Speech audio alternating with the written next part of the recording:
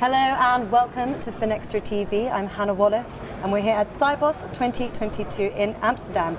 Kindly joining me in the studio now to discuss innovation and financial inclusion is Liz Oakes from Mastercard. Liz, it's great to see you again. How are you? I'm great. Thank you, Hannah, for doing this. Delighted to join you. Really good to have you back in the studio, and a really important topic. We're talking about how innovation is changing the payments landscape and a bit about financial inclusion. So I want you to bring us up to date because we've got the pandemic hopefully behind us now. So I want to hear about how that has accelerated innovation and how that's changing how money is defined. So let's start there. Changing how money is defined. I mean, it's such a broad question, isn't it? And even the last couple of hours here at Sibos, people have been talking about CBDC, stable coins, crypto, really complex topics that actually the vast majority of people on the street don't really engage with or don't necessarily feel that they understand very well. But I think what we have seen is people starting to understand what is crypto. Whether that's from the gaming perspective of their kids or maybe themselves, they're actually engaging with different types of monetary value or some kind of value online and in Web3 and metaverse kind of environments. But then you've also got people who are investing in crypto, investing in a whole range of coins, etc., playing with things, testing the market. Some of them are investing or speculating. There's a whole range of different uses that we're starting to see. And so it's testing the boundaries of our understanding of these things, our experience. How do we engage with these things? How do we make it safe for people? How do we help them to learn? How do we help them also, though, to not get ripped off as they go through this process? Yeah, well, you've highlighted some big trends then. Sometimes the fear is that these innovations might leave behind certain groups in society. So what innovations would you highlight that are encouraging financial inclusion? So I think one of the things we saw in the pandemic was people shifting towards contactless and away from cash. Yeah. But then we often are talking about these fringe things like crypto or what seem like, I guess, for the digital natives of this world. So the question then for me is, how do we embrace the people who are not digitally native, the people who maybe struggle to engage with some of these products and services? So accessibility is a really big deal, and you'll have seen Mastercard actually tackling this across a whole spectrum of different pieces of innovation that for me coalesce in our strategy around doing well by doing good. Sure. So for the blind, being able to use a card with a notch in it that tells you what kind of card you've got, from a sort of gender inclusivity. We're doing name gender cards that people actually can be referred to in the way that they wish to be named. But from a perspective of Mastercard Send, which is the area that I look after, it's actually typically around access to finance, so access to remittances, access to disbursements. So quite often it's not even necessarily cross-border. We're seeing a lot of remittances and disbursements, for example, inside Ukraine at the moment, where we do a tremendous amount of work to support the banks in Ukraine and the population of Ukraine. There are disbursements from both government entities, but also quite often insurance companies trying to do payouts against insurance claims. You have remittances. Different people, and we all have family who sometimes, certainly I know my kids go, Mom, I need some money for something, or there's, typically it's very short notice. Yes. Run out of cash. How can we help those people? And that in itself, actually, the circumstances that surround the experience that someone's having tend to dictate what's the best solution. Yeah. So sometimes that's prepaid cards. So particularly where we start to get into these use cases that are about delegated payments. So how does somebody, for example, an elderly person who might have a carer looking after them, how do they enable someone else to go and pay on their behalf? How do you get money to someone else in your family who may or may not have a bank account? Yeah. So there's all sorts of questions around cash in, cash out, access to reliable, safe, secure modes of actually engaging and making sure that people have access to that money. And so, the Send service actually enables people to just simply send money to someone's card number, essentially.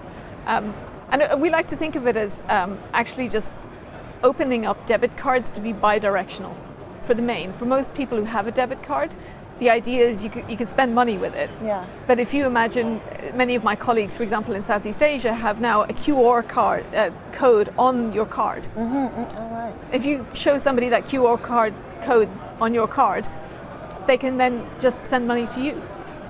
That's really interesting. And for me, this is like the chip and pin moment. Yeah, you know, yeah. how long is it going to take before that's standard practice and everyone's doing it? But the idea that my debit card is no longer just about me spending money, it's actually also potentially how I tell somebody how I receive money, rather than having to try and remember my bank details, which is a little bit of a stretch. Sure. Well, those are some really good examples there, and it's really great to hear about what Mastercard Send are doing in this space to encourage inclusion. But historically, that's really been sort of an area of focus for the governments and the charities. So what I'm interested to hear next is how you're collaborating, financial institutions and the charities and the governments are collaborating together to pull together those resources and encourage inclusion. Yeah. So I guess this really had kicked off before the pandemic, but it's been accelerated dramatically throughout not just the pandemic, but I think also what's going on in the world around us. Yeah. So the mass migrations that we're seeing in various different continents and regions of the world also means that there's an enormous amount of humanitarian aid that needs to be dispersed and distributed, and quite often not necessarily just people, migrants moving from one country or displaced through war or famine or disruption of some kind, but quite often just economic migrants also are trying to shift to another country. So we've been working with government agencies, like one good example is in Los Angeles during COVID, at the beginning of COVID, they set up a card and an Angelino fund, and actually one of the big questions was how did they do eligibility? How do they actually figure out who should be getting the money? And then, so we've partnered with another tech platform provider who actually works on that piece of the jigsaw puzzle. So quite often it's putting together 3 or 4 different players to make sure that end to end we have a solution that actually delivers tremendous value into society. And in that instance, my team also partnered with our team that looks after prepaid cards to be able to issue the prepaid cards then and have a holistic solution that actually delivers where you can continue to top up those cards once you've got them into the right hands. That's kind of one way of doing this. I think one of the other things that we're super excited about, and I know we were discussing this earlier, is the crypto space. Yeah.